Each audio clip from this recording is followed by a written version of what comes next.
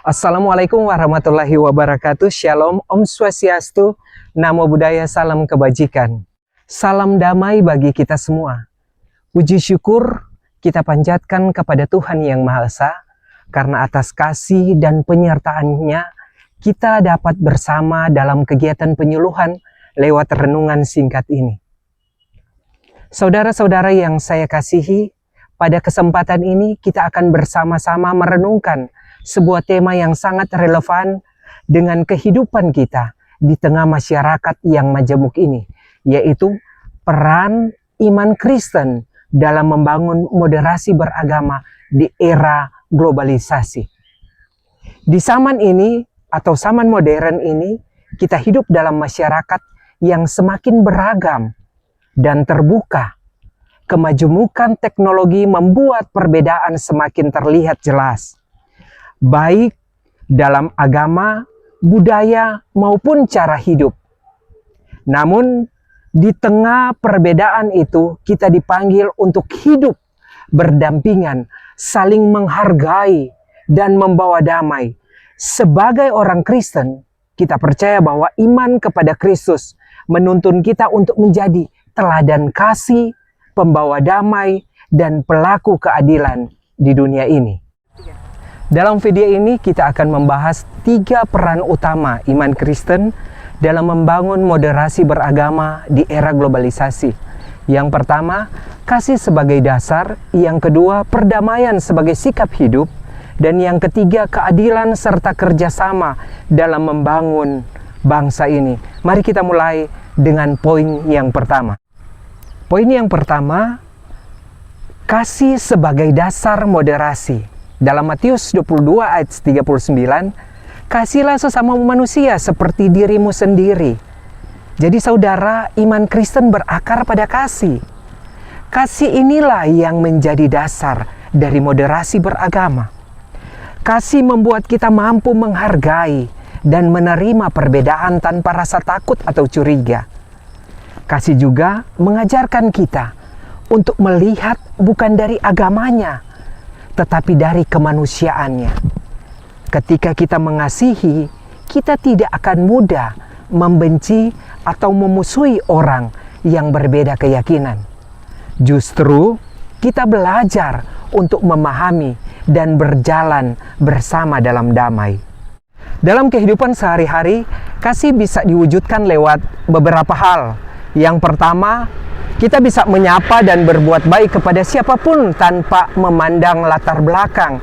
Yang kedua, menghindari ucapan yang menyinggung agama lain. Dan yang ketiga, menolong tanpa pamrih. Kasih adalah jembatan menuju persaudaraan sejati. Setelah kita memahami kasih sebagai dasar, mari kita melangkah lebih jauh untuk melihat bagaimana kasih itu diwujudkan dalam hidup yang membawa damai. Poin yang kedua, hidup dalam perdamaian. Dalam Roma 12 ayat 18 dikatakan, sedapat-dapatnya kalau hal itu bergantung padamu, hiduplah dalam perdamaian dengan semua orang. Saudara, dunia kita sering diwarnai dengan konflik, baik karena politik, sosial, maupun agama. Tapi firman Tuhan mengatakan atau mengingatkan kepada kita bahwa kita dipanggil untuk menjadi pembawa damai, bukan pembawa perpecahan. Hidup dalam damai berarti berdialog, menghormati perbedaan, dan mencari titik temu tanpa menghilangkan identitas iman kita. Sebagai penyuluh dan pelayan Tuhan, kita bisa menjadi jembatan yang mempertemukan, bukan tembok yang memisahkan. Kita bisa mulai dari hal kecil, menjadi telinga yang mau mendengar, menjadi mulut yang menguatkan, menjadi tangan yang menolong, dan menjadi hati yang mengampuni. Karena di mana ada damai, di situ ada kasih Allah hadir. Poin yang ketiga, keadilan dan kerjasama dalam membangun. Dalam Yeremia 29 ayat 7, usahakanlah kesejahteraan kota kemana kamu aku buang, dan berdoalah untuk kota itu kepada Tuhan, sebab kesejahteraannya adalah kesejahteraanmu juga. Saudara, iman yang sejati tidak hanya diukur dari kata-kata, tetapi dari tindakan nyata. Iman Kristen memanggil kita untuk berperan aktif dalam membangun kehidupan bersama.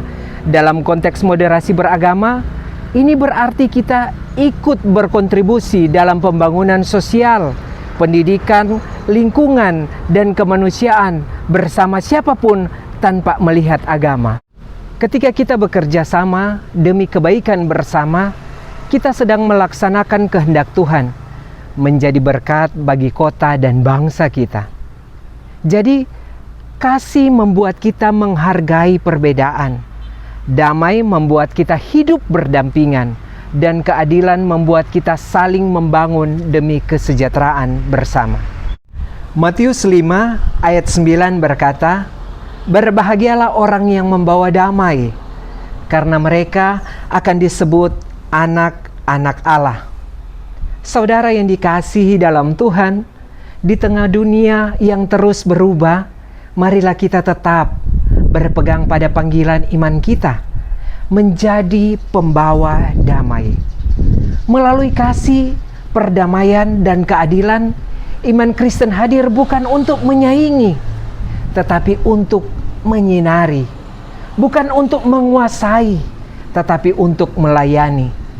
Kiranya kita semua, apapun latar belakang kita, apapun agama kita, dapat hidup rukun dan saling mendukung dalam cinta kasih Tuhan di dalam kehidupan kita. Shalom, Tuhan Yesus memberkati kita semua.